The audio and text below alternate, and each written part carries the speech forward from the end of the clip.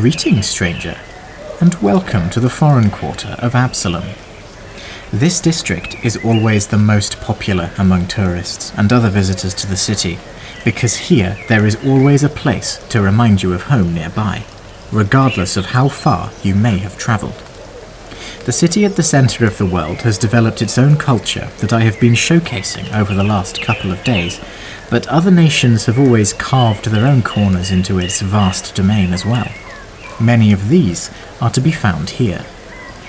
Before we get underway, let's acknowledge the two elephants in the room, which work hard to wrestle visitors' attention away from the rest of the district.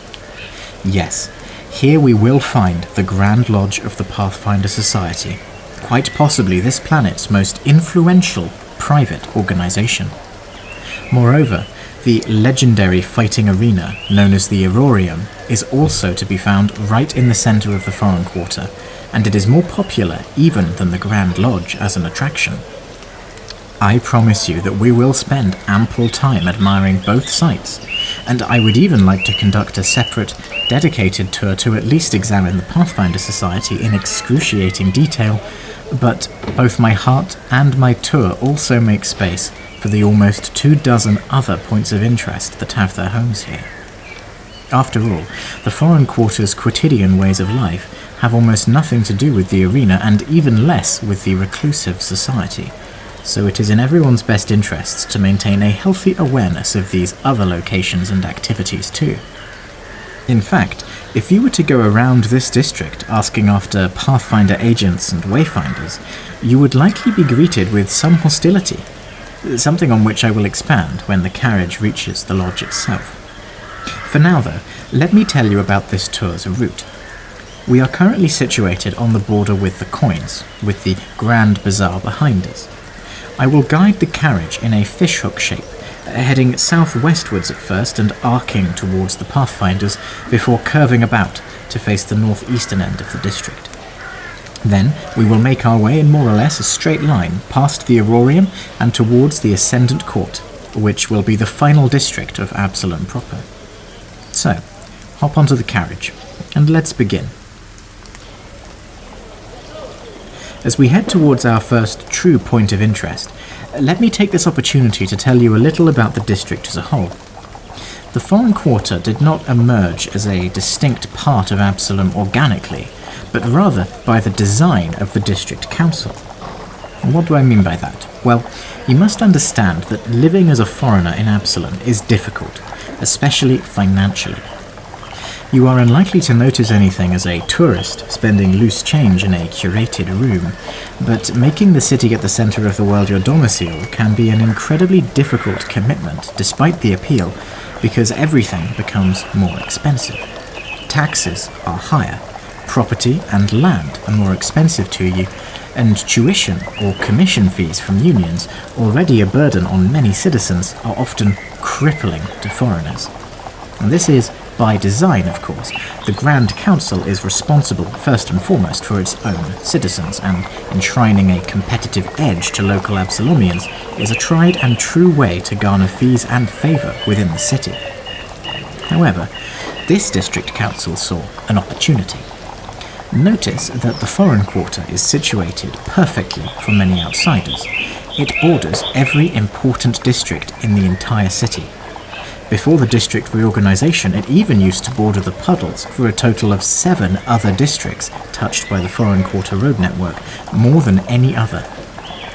From studying in the Wise Quarter to trading in the docks and the coins, living in this district held perfect holistic appeal. So, the District Council made it local law that anyone with demonstrable residence in the area who lived in such residence for at least 3 months would be considered an Absalomian citizen for tax purposes. And just like that, immigrant communities from across the world, let alone the city itself, began to settle and trade and live here, giving birth to the Foreign Quarter. And so it has continued to this day. This is why there is a community for practically every other nation and geographic region represented somewhere within these blocks. Some are larger and others are smaller, but all are able to live symbiotically within the Foreign Quarter. It is in this context that we arrive at our first stop. This is Greenstar Market, a food and fresh produce area that represents the agriculture and cuisine of two lost nations, Lirgen and Yamhasin. Both of these countries could be found on the western coast of Garund, the large continent to the south of Courthouse. The first was governed by a philosophical cult of astrologers called the Sawok Brethren, while the second was a robust farming community that had seceded from the first many years ago. While both enjoyed surprisingly healthy relations with one another, they were equally unprepared for the death of Eridan in 4606, which coincided with the creation of the Eye of Abendigo, a maelstrom of catastrophic proportions that has yet to show any signs of abatement. The Eye appeared off the exact stretch of coastline occupied by both nations, and Lirgen and Yamhasin were disintegrated into flooded anarchy within a matter of weeks. Today, this part of Garund is called the Sodden Lands, and they remain inhabited only by vicious tribes of cannibals, necromancers, and other nefarious parties unbecoming of civilized government. Now, the majority of survivors were displaced into their former nation's immediate neighbours, but over time enough found their way to Absalom, itself traumatized by its god's death, to found their own communities. These surround Greenstar Market, which sells a whole host of otherwise rare and unusual spices, fish cuts, and plant matter from that inhospitable and now almost inaccessible part of Golarion. In fact, this whole block to the west of the marketplace is called Little Lirgen by locals, a name the Lirgeni use with pride. You can tell when you're in Little Lirgen by the multitude of starry mosaics that bedeck the walls and streets. They are poignant reminders of the people's heritage, and I say poignant because the power of prophecy fled their cultural leaders long ago.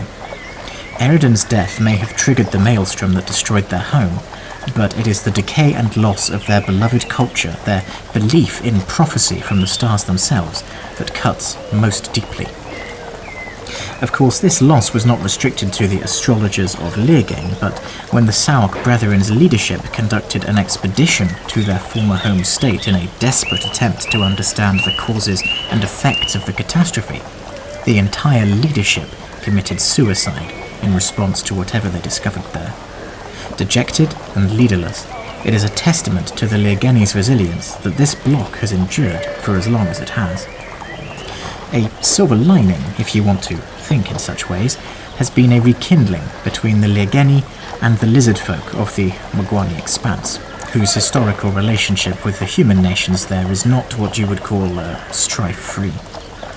In fact, Absalom's largest population of lizard folk can also be found here in Little Lirgen, many of its services being tailored to lizard folk customers, such as taverns offering heated baths in lieu of beds, or restaurants serving living fish in lieu of prepared meals.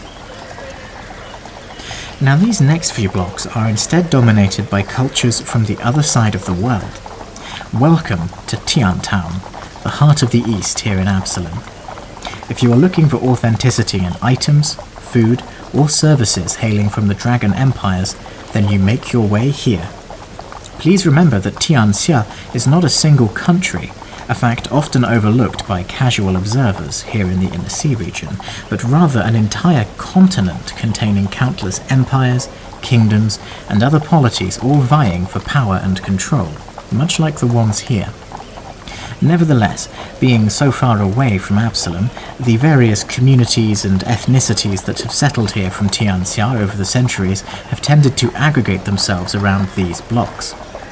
Unlike the solidarity displayed in Little Lirgen, there can be a surprising amount of strife and even violence in Tiantown, mostly due to ideologies and political rivalries continuing even after thousands of miles of travel. But perhaps that is only to be expected. After all, better the devil you know, so they say. Now, I can see that you have spotted Skyreach Tower. I mean, it does capture the skyline, as its name suggests, but before we get there, I'd ask you first to turn your head southwards and observe the smoke rising from that block yonder. That would mark 5 fire pavilions, something of an experiment for all goblin kind located next to Tiantown. The Pavilions are actually a series of ramshackle tents and huts thrown together around 5 constantly burning fire pits run by the goblin skirmer Toadlicker, who has made it her personal quest to integrate goblin communities into Absalom as proof of their worthiness for the diplomatic badge of civilization assumed of other nations. Goblins are a diverse and varied lot, but in general their culture is quite chaotic, even when it is not outright hostile. Most goblin lives end suddenly and violently before the age of 20. Therefore, goblin tribes have long struggled to engage with human settlements, both on account of this inherent tension, as well as the goblins' almost biological hatred and fear of all dogs and horses, both used in abundance by many other humanoids. Consequently, Five Fire's Pavilion has generated an incredible degree of curiosity from locals and goblins alike. In some ways, Toadlicker's passion has paid off. The Pavilions do boast a stable goblin population, which has in turn attracted a healthy number of hobgoblins to the area as well. Moreover, the incredible efforts of the local Sleepless Sons, the district guard force, have prevented any significant damage to the surrounding area, despite the proximity of the goblins to burning fire pits. On the other hand, conditions around the area have deteriorated somewhat, and almost no other humanoids have any interest in settling anywhere near Toadlicker's impromptu embassy. Also, the goblins here have sometimes struggled to comprehend the existence of dogs and horses as pets and beasts of burden. They have a tendency to attack the animals for food, for fun, or just out of outright fright. Still, overall, it is a testament to the tolerance and diversity of the Foreign Quarter, and to a lesser extent Absalom as a whole, that there has not yet been some pogrom or violent confrontation between these communities. But here we are at last. Let's talk about the Pathfinder Society, as we enjoy the view of its Grand Lodge, the headquarters of an organisation that has earned as much renown and influence as it has ire and suspicion over its long and storied history. Before I begin, though, let me preface this by saying that my focus for this tour is on the Grand Lodge itself as a location, rather than the world-spanning society as a whole. Indeed, it would take a whole series of lectures to convey appropriately the complexity and evolution of the Pathfinders, chiefly because they are as diverse as the Foreign Quarter itself. I fully intend to cover this remarkable organisation in detail as time goes on, but for now, permit me please to offer an introductory overview as it pertains to this specific locale. The Pathfinder Society is a child of Absalom, having been founded in the year 4307 by a rowdy and very drunk group of adventurers who were finishing a pub crawl in the Wounded Wisp, a tavern very close to us here. In fact, it's our next stop. There were at least 9 founding members, but the true number is probably higher and lost to history for several reasons. Firstly, as I mentioned, all of them were blind drunk at the time. Secondly, their pub crawl ended with the promise to reunite precisely 1 year later in 4308, but only those adventurers who made it back became significant to the Society's lore. After all, the original idea for the Pathfinder Society arose after acknowledging that the life of an adventurer is fraught with peril. Death is commonly the only companion one has when exploring forgotten tombs and uncharted forests of this world. In any case, these 9 members agreed that a cooperative, democratic, organised union of like-minded adventurers would better be able to facilitate their trades, and thus was the Pathfinder Society founded. The term Pathfinder recognises the exploration demanded of an adventurer, while the term Society was incorporated to promote the sense of camaraderie desired by the founding members. As the years went by, more and more people flocked to join the fledgling society's annual gatherings, which were named the Grand Convocations in honour of the drunken pomposity exhibited by the founding members. I mean, today that title is certainly appropriate, but I can tell you for a fact that the first planned Grand Convocation in 4308 was little more than another rowdy pub crawl. Still, it wasn't long before the Pathfinder Society had grown to accommodate thousands of members and hundreds of coordinating officers, called venture captains in society lingo. With these came wealth beyond comprehension, because even if 99% of expeditions failed, it only took a few lucky groups returning with a priceless artifact or two to begin bringing in seemingly endless flows of coin. These early successes snowballed and attracted the attention of private financial backers, many of whom wanted to commission the agent's expertise in dungeon delving to pursue some specific rumour or myth. These expeditions were even better to the Society's trajectory, because they were externally funded and so received financial income immediately and irrespective of the success or otherwise of the agents themselves. Thus, it wasn't long before the Pathfinder Society could afford to construct what you see before you today, its headquarters, called the Grand Lodge. The Grand Lodge as a location was acquired by the Pathfinders in 4319. It had previously been the private property of Selmius Foster, one of the founding members. The following year, in 4320, it was designated as the headquarters for the organisation and acquired its new titles. As you can probably imagine, the original site has changed quite a lot in the years since then. Today, the Grand Lodge is a collection of 7 distinct fortresses side by side, all encircled by a single, enormous stone wall that has only one official entrance point. This gate, which almost never closes, marked with the glyph of the open road, the Society's adopted logo. Skyreach Tower is but one of these 7 fortresses, albeit the largest and best known. Almost everything significant to the overall society occurs in Skyreach somewhere. Now, within Skyreach Tower there are countless halls that can accommodate anywhere from a few individuals to the entire Pathfinder agent body. The Grand Convocation takes place here each year in the aptly named Grand Hall, which contains myriad illusions of superb quality that present the ceiling as a constellar map of the night sky.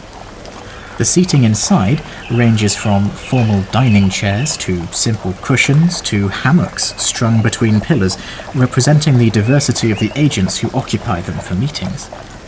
While it is not, strictly speaking, open for public viewing, it is also not too difficult to gain entry if someone wants to admire the interior design for an hour or so. The Grand Hall is usually vacant, and you are unlikely to encounter anything you shouldn't there. In contrast, the upper floors of Skyreach Tower are reserved for the enigmatic Executive Leadership Committee of the Society, formerly called the Decemvirate for its 10 members. Most people just call them the 10, though, in an informal capacity. The council was founded in 4321, being composed of regular agents, some not even venture captains, who volunteered to help administrate an increasingly uncoordinated group and to oversee the running of the Grand Lodge. However, about 100 years later, a series of conflictual leadership ambitions escalated into violence and a coup attempt in 4411, resulting in the entire council resigning and appointing successors in 4412, each of whose identities was concealed behind heavily warded masks called Decemvirate helms. For the next 3 centuries, the leadership of the society was conducted in complete secret, with members of the 10 choosing their own successors and appearing at all times to others only behind their helms of office. These were no simple masquerade charms either, but very powerful magic artifacts that concealed a wearer's face, ancestry, gender, voice, and thoughts. Thus, nobody, not even the members of the Decemvirate, knew who was stewarding the Pathfinders. Naturally, this secrecy inspired endless accusations of corruption, manipulation, and coercion. It did not take a conspiracist to see that not knowing who your bosses were could be detrimental to the society's longevity. and, perhaps predictably, a scandal of existential proportions would ultimately occur when, in 4710, a group of disgruntled Pathfinder agents, led by venture captain Adril Hestran, attempted to assassinate the entire council. They were partially successful. Several members of the 10 were killed, and it is not known if their souls were ever resurrected. Moreover, while Hestran's plans were foiled and the venture captain himself was killed in an unrelated incident later that year, his quest for accountability coalesced into the Shadow Lodge, a temporary anti-Decemvirate faction of the Society, some of whose demands were eventually incorporated into Pathfinder policy. Then, 4 years ago, in 4719, a team of Pathfinders discovered that one of the Decemvirate was a grave knight of the Lich Tar-Befon called Valo Huovar, who was actively working to destroy the Society and Absalom in his master's name. This incident persuaded another of the 10, Eliza Petulengro, to forego her helm and be a public liaison for her executive colleagues. Since then, she has spoken on behalf of the Decemvirate and has been partially successful in quelling some of the hostility directed towards them. Nevertheless, the fundamental problem of the Society's leaders' anonymity remains potent to many agents, and in my opinion, it is only a matter of time before another coup attempt is made. Now, the other 6 fortresses are much less exciting, but they mostly pertain to the Grand Lodge's other functions, such as being, well, a lodge. There is always plenty of adventuring to be found here on Courthouse, after all, and in this regard, local Pathfinders need a base from which to operate. Every lodge is overseen by a venture captain, and for the Grand Lodge, that would be one Ambrose Valzen, an efficient, fair man nicknamed Old Mutton Chops by those who enjoy risking his anger. He oversees the quotidian maintenance of the Grand Lodge as it pertains to local adventuring, and finds the site's other functions to be supremely irritating for how much they interfere with this fundamental objective. Nevertheless, he is an excellent steward for his agents. Now, another function of the Grand Lodge is to serve as a hub for the recruitment and training of new agents. Equality and democracy were both founding principles of the Society, so there are essentially no restrictions on who can apply to join. However, that is not to say that everybody will make the cut. Provisional agents are called initiates, and they spend 3 full years studying and training here within the Society's 3 schools, of scrolls, of spells, and of swords. The preservation of knowledge thought lost is the driving philosophy of the Society, and to that end every agent is expected to be able to read and write at least common, but preferably several languages, to recognize magic even if they are not a mage, and to be able to hold one's own in the wild, including in combat if necessary. Thus, despite there being plenty of room in the Society for archivists and librarians, all of them are able to fight to protect the information they preserve. At the end of their training period, initiates are given a unique trial called Confirmation that functions essentially as a small, low-risk quest. This is relative to what they are likely to encounter in the wild, but still usually takes upwards of a month to complete. If they succeed, then they are promoted to a full agent and given a home lodge and corresponding venture captain to whom they should report. On the other hand, if they fail, then the program concludes for them. Field commissions, which see an individual immediately promoted to the rank of agent, are possible, but require an enormous contribution to the Society recognized by the Decemvirate. There are only a handful approved each year. Much more commonly, a talented individual may be invited to become an advanced initiate who is already considered graduated from 1 or even 2 of the training schools but requires study in a 3rd before full agent status is granted. And finally, let me briefly discuss the nature of the relationship between the Pathfinder Society and the city at the centre of the world.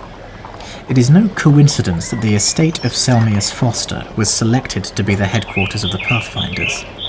Because you see, the Society does not really have any particular interest in Absalom's government or even its people. It has tried to remain steadfastly neutral over the centuries, with varying results.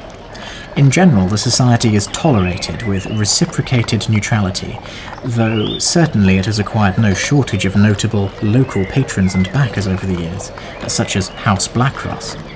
However, this has proven to be something of a double-edged sword. After all, if you are a local and have no interest in wayward adventuring, then the society represents little more than a secretive yet paradoxically noisy influence on politics and life. What good is preserving some dangerous artifact if it might explode and take half the Foreign Quarter with it someday? While these reservations are, for the most part, quite minor and perfectly reasonable, the Pathfinders have encountered more organised political resistance in recent years here. In particular, a pressure group called the Peace Builders Alliance has been a growing thorn in the Grand Lodge's side. The Alliance has its own conspiracies, but in general it is composed of local citizens who are fed up with Pathfinder agents taking little to no responsibility for their actions in the name of adventure and knowledge. And for every major success in stopping some threat to Absalom, there have indeed been 10 minor annoyances caused by runaway monsters or fights spilling into public places and disrupting busy lives. The compensation offered by the society, like a bag of gold, rarely makes up for the sting of losing a loved one to a wayward missile intended for an agent. So, overall, the Pathfinder Society is facing numerous challenges from within and without. However, it remains an incredibly powerful organisation, extending over most of the known world, and probably beyond. Its model of communal adventuring has accumulated wealth beyond the wildest dreams of the noble houses here, and although its practices are constantly coming under scrutiny from them, it seems unlikely that the world's most effective adventuring group will buckle for many years yet. And most incredibly of all, this stemmed from only the second most famous night of drinking ever to take place in Absalom. It is truly the city at the centre of the world. Now, if you wanted to learn more about the day-to-day goings-on of Pathfinder agents, then I would strongly recommend this tavern here. This is the Wounded Wisp, the legendary dive bar wherein the original Pathfinders founded their society. Although there is no official connection between the Wisp and the Pathfinders, the proximity to the Grand Lodge and the frequency with which it is visited by agents and chroniclers makes it as close to an official locale as it is possible to be without the approval of the Ten. Considered an unofficial secondary lodge by most, the Wisp's food and drink may be nothing special. Yet an evening spent carousing here is sure to offer you more entertainment and outrageous adventuring stories than every theatre in the Ivy District strung together. It is also a good place to pick up rumours and leads for upcoming adventuring opportunities, without needing to go through a venture captain, if you are a more independently minded individual. On the other side of this block is a small shrine called the Seal of Kazutal, who is an Arcadian goddess of community, liberty, and safety. I mention this because Arcadia is an almost unknown continent to the west of our own Aviston, and contact with the nations and populations there is quite rare. You see, the shortest journey by sea from the main coastline is still 4,000 miles of perilous, treacherous, monster-infested waters unsuitable to all but the boldest of sailors. And taking the much shorter journey from the White Fang Bay area is so far north that there is little incentive even to try. So with that said, it was a moment of great celebration when a few years ago a group of Arcadian explorers graced the Foreign Quarter with a shrine to one of their goddesses, before venturing forth deeper into Aviston. I do not know what became of them after they left Courthouse, for they have never returned, but the shrine is maintained now by the Free Union, whose liberated slaves find solidarity with Kazutal's doctrines of liberty and community for all. Close to the Wounded Wisp is the Utterhome, the headquarters of the local district guard. Commonly called the Red Eyes on account of how little sleep many of the watchmen get, the Sleepless Sons are constantly putting out fires in the district, literally if the goblins from the Pavilions are involved. While crime here is not as heavy as in the docks or the coins, it is certainly more prevalent than in the other residential districts like Westgate, Eastgate and the Petal District. However, most of the incidents here amount to little more than minor scuffles between different people of different cultures who come to blows over one small thing or another, and there are very little serious offences recorded in the district. The Red Eyes are quite popular because they've gone out of their way to be a truly impartial upholder of local laws. The building, originally an Assyrian manse, has been extensively converted through the years to incorporate elements of architecture from a whole host of other nations to reflect this. Even the name Utterhome is ostensibly to acknowledge the different interpretations and understandings of what it really means to find someplace home across Golarion. Politically, this was an excellent decision, but architecturally, the Utterhome is a bit of a mess to behold. We'll begin heading northwards now towards the Irorium and Ascendant Court, but as we do, take note of this block to our right. It is called Yamhasin, and it represents the other half of those refugees from the Sodden lands who arrived in Absalom following the emergence of the Eye of Abendigo. In contrast to the Lirgen, the Yamhasins have always been a primarily agricultural people.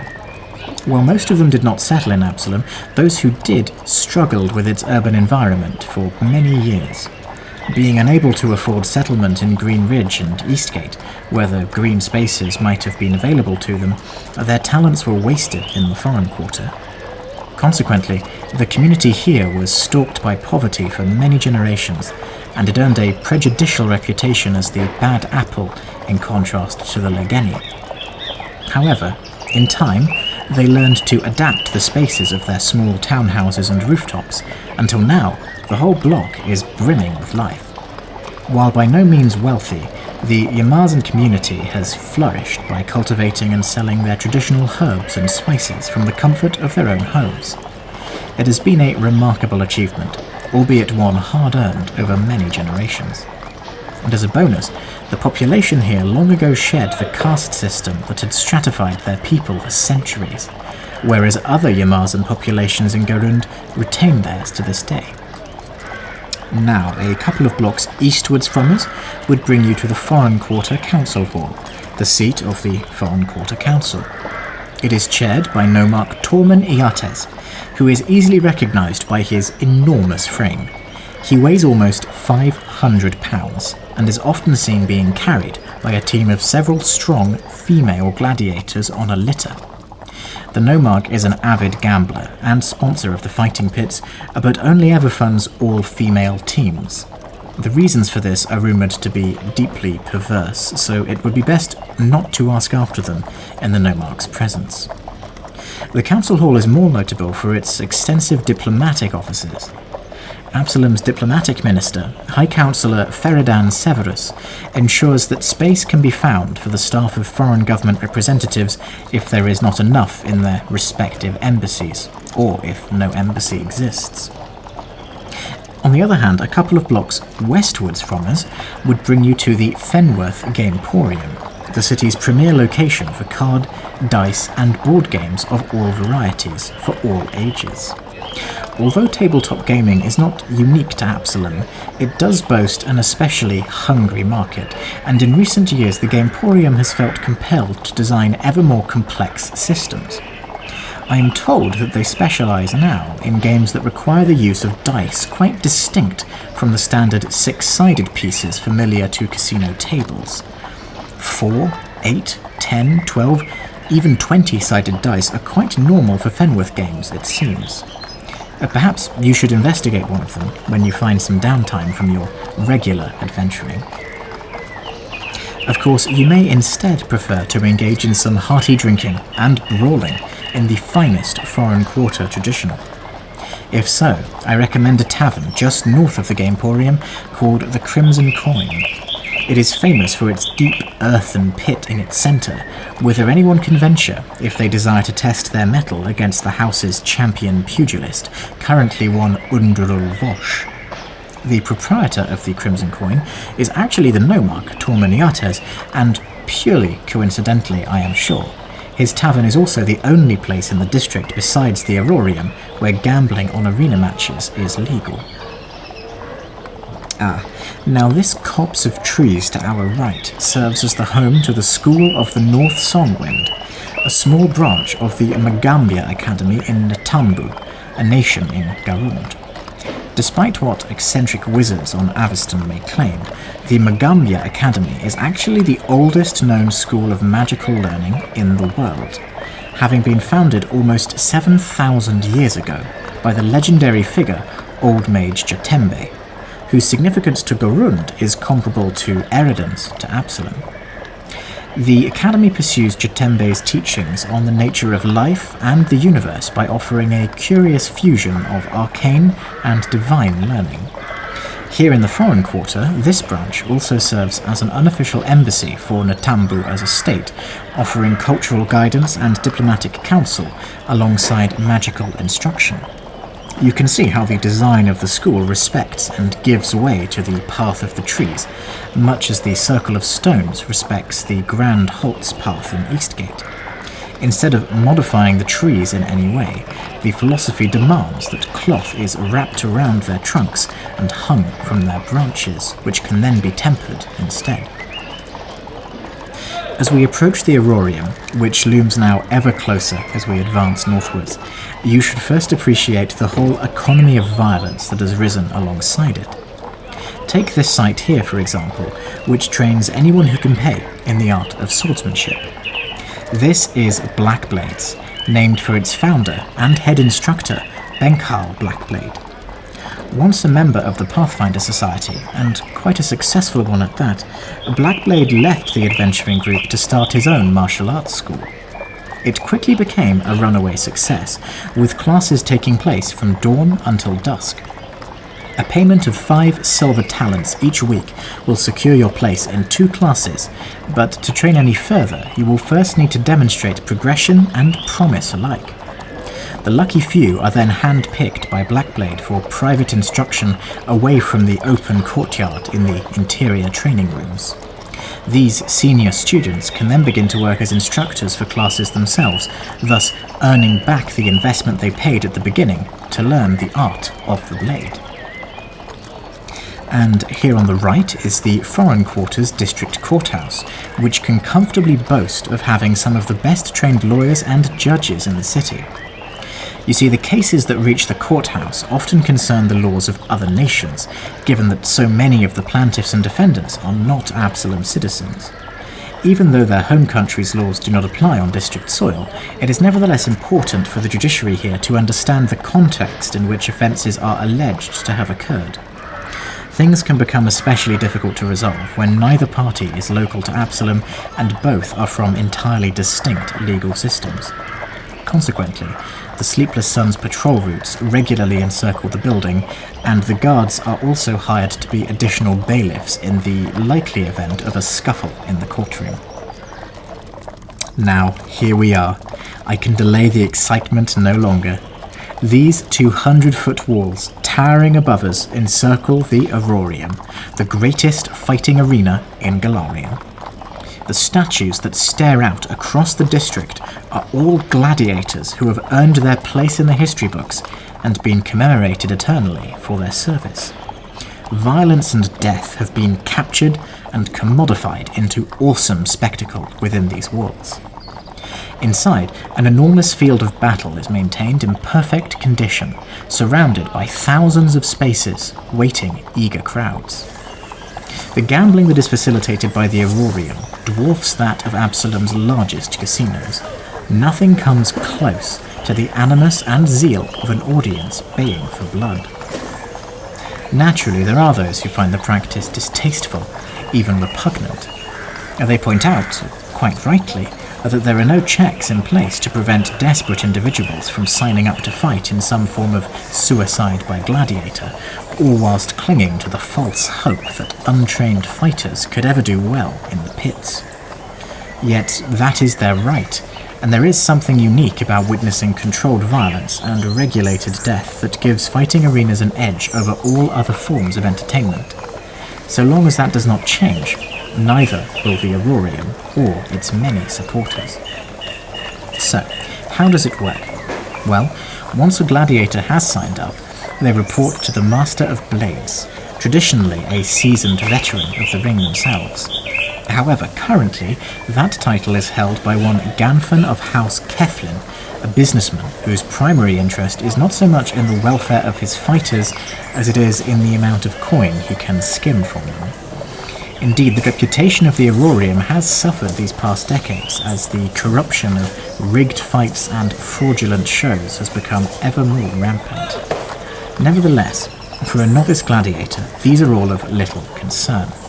Instead, they report before their fight to one of the many pre-fight preparation areas held within the Irorium's vaults. There they can enjoy food, drink, and a place to practice their combat skills before they are ushered onto the field of battle. Their opponent will usually be another individual humanoid, but special matches against wild animals, monsters, and group melees are not uncommon. Indeed, for our novice gladiator to progress, it is not sufficient to survive, or even win their fights. They must win in different ways, according to different types of combat, and in sufficiently entertaining fashion for the crowds. And the Irorium's crowds can be hard to please, as their wealth facilitates the best of the best monsters to throw at the fighters. Now, it should be obvious, but the physical and psychological dangers of being a professional pit fighter are astronomical. Technically, surrendering a fight should guarantee your life, but in practice, mistakes get made, and nobody will fight for a dead man's corner. Moreover, you must be willing to participate in fights to the death, a particularly brutal occasion that draws the coin in like nothing else. After all, a human warrior may respect your right to surrender, but a Hydra does not care about anything beyond exacting revenge against anyone in their way for being caged and prodded in the Irorium. Now, the site itself was originally an open training ground on a small hill consecrated in the name of the Vudran god Irori, called the Master of Masters by his followers. Irori is said to once have been a mortal who attained divinity by training his body and mind to perfection, thus surpassing death itself. It may surprise you to learn that the gladiatorial fights actually have nothing to do with his faith. Indeed, most followers of Irori dislike the arena for violating his tenet of humility. The original temple of Irori was relocated underground and can now be found somewhere among the Irorium's endless vaults, but the exact location is deliberately difficult and quite dangerous to find. Opening the wrong door could see you greeted by that same ravenous Hydra, after all. I understand that the devotees of Irori continue to train as their predecessors did in these private, underground dojos and training fields, spirited away from the prying eyes of gladiatorial enthusiasts and corrupt bookies. There they hope to attain the same perfection as their god, quietly and humbly. In contrast, successful gladiators earn a sword-shaped pin to display on their attire for all the world to see. Winning 5 matches earns the bronze, 10 the silver, and 25 the gold. Now, to earn your gold pin is something achieved only by the most skilled and courageous combatants. I could count the living gold pin holders on 2 hands. Yet, even earning the bronze pin is sufficient to confer considerable social status in Absalom. People respect proven fighters. Indeed, many gladiators only fight to earn their bronze pin before quitting the ring to seek more stable and safer employment elsewhere. And do not think for 1 second of forging a pin yourself. The Irorium's roles of pin holders are public, and being caught cheating them is a surefire way to bring the wrath of every trained fighter in the city down on your head. Now, as we make our way towards the final few points of interest, notice how abruptly the architecture of these eastern blocks changes once again. This time, the unmistakably hellish design of Cheliax rears its head. Indeed, this large neighbourhood is called Devil's Garden, and until a few years ago it was single-handedly responsible for the majority of high-profile murders in the whole city. You must understand that the relationship between Cheliax, a nation of devil-binding authoritarian nobles north of Courthouse, and Absalom, a human-focused democracy, is strained, to say the least. Historically, both nations competed for control of the Arch of Eridan, which is the term describing the mouth of the Inner Sea as it leads to the Arcadian Ocean, in essence commanding all trade between the two. Strategically, it was Cheliax who emerged as the victor of that bloody conflict, and in the centuries since, dismay and resentment have fueled both sides. Yet the Shadow War demands a certain subtlety here, and Chelaxian ambitions on the city have been surprisingly tolerated by a local nobility who is more than willing to seize any advantage over their own competitors. Cheliax, meanwhile, has had its own problems. A civil war resolved in favour of the current leadership, House Thrune, which has since cemented their power through infernal alliances, despite the loss of some of their territory to successful local rebellions along the way. For decades, exiled Chelaxian nobles have sought shelter here in the city at the centre of the world, and enough refugees from the Civil War accompanied them that the Devil's Garden is growing strong, even today. However, many of the most vocal nobles soon found themselves the victims of assassins' blades, because dissent against the imperial throne of Cheliax will not be tolerated, even abroad. Outraged locals petitioned to the Grand Council to intervene, but little more was done than summoning the ambassador for a stern talking to. In recent years, an uneasy truce of sorts has been able to settle on the community, as House Thrune sent its own agents to infiltrate and populate Devil's Garden. These days, exiled nobles rub shoulders with visiting nobles, and as long as they can demonstrate to them that they are keeping their mouths shut, they are permitted to live their lives in the Foreign Quarter, unassassinated. This is why the architecture is so overwhelming here. It is the only taste of home many of these residents will ever see again. Competing, architecturally speaking, with Devil's Garden are the oldest blocks in the district, collectively called Lion Square. These belong to the Taldan immigrants to Absalom, whose own ancient and storied nation has experienced more disease, famine, strife, and supernatural calamity than any other. The legendary engine of destruction known as the Tarask was unleashed on the Taldan Empire about half a century before Absalom was founded, and the fallout from that existential threat displaced the first of many generations of refugees. The most infamous, however, was heralded by the Great Purge of 4528 to 4603, initiated in response to the Church of Eridan moving its headquarters from Taldor to Cheliax. Convinced a religious sect of the Church of Sarenrae, called the Cult of the Dawnflower, was responsible, Grand Prince Stavian I outlawed the worship of Sarenrae in his country, and initiated waves of pogroms against any who would defy this order. Sympathetic to their plight, Absalom welcomed the refugees with open arms, and Lion Square flourished. Indeed, the goddess of healing is worshipped more zealously here than in her actual temples. Still, you will find other Taldans here as well, such as those operating the Oparan Trade Commission, which advocates for a strong mercantile relationship between the two states. Our final stop in the Foreign Quarter concerns some of the most complex geopolitical circumstances I have ever witnessed, but I will try my best to explain clearly. This beautiful building here, with its truly unique architecture, is the Embassy of New Thassilon. New Thassilon is an emerging realm far away to the north in Aveston, composed of either one nation in a civil war or two nations in a regular war, depending on your point of view.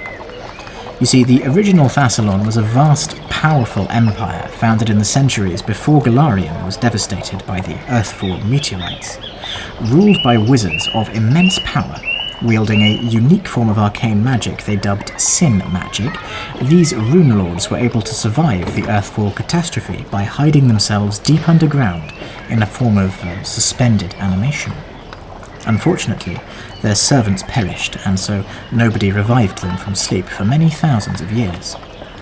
Until 4 years ago, when the final rune lord of Wrath, Alasnist, managed to break free of her confinement and, through a tediously complicated magical process, attempted to alter history by wounding time itself. This would thus have enabled her to rule over the old empire writ new, conjured from nothing. A group of heroes ultimately managed to repair the damage, but by this point the other rune lords had been disturbed as well. Most of them died in the conflict with Alasnist, but 2 survived and endure to this day. Sorshan, the rune lord of lust, and Belimarius, the rune lord of envy. Between them, these ancient and powerful mages have carved out petty kingdoms of their own, and now vie for the other's power. Belimarius is particularly aggressive in his pursuit of conquest, and it would not surprise me if New Thassilon was put to rest again in the near future. This all brings us to this building, which was converted in a joint effort between the two. Sorshan's agents control the east wing, while Belimarius's agents control the west. The central domed portion of the embassy is jointly run between them, because they can at least agree on the importance of persuading the wider international community that they have not emerged to conquer everything in sight as they once did. Despite this surprising degree of cooperation between the two rune lords, the locals remain deeply concerned about the violence between them. They are convinced that the embassy contains either weapons of mass destruction or portals to New Thassilon that will unleash an army of demons onto the city, akin to the Fiendflesh siege from 6 years ago. Honestly, these are reasonable concerns, but for now the Grand Council seems willing to risk the fallout if it means gaining more direct access to the Rune Lord's emerging and curious realms. Well, that more or less concludes my tour of the Foreign Quarter of Absalom. I hope I have done a suitable job of explaining the most engaging locations, particularly the Grand Lodge of the Pathfinder Society. As you have doubtless noticed, the Foreign Quarter lives up to its name in many ways, including when it comes to Absalom's international relations. This is why I have often regaled you with tales of other nations' booms and busts. However, it is not the most important district in the city. That honour is indisputably reserved for the next and final stop in my primary Absalom tour, the Ascendant Court. When I arrived in the city, I told you of the Starstone, an artifact capable of ascending a person into godhood. Well, the next tour will cover this unique boon to humanity alongside the rest of Absalom's most powerful and insidious temples and other religious sites. Let us not forget that there remains an entire district yet to be discovered, and after sundown I would be happy to show you it all. Meet me at the end of this road on the district border in about 3 hours, and we will conclude this carriage tour of the city at the centre of the world. Well, until then.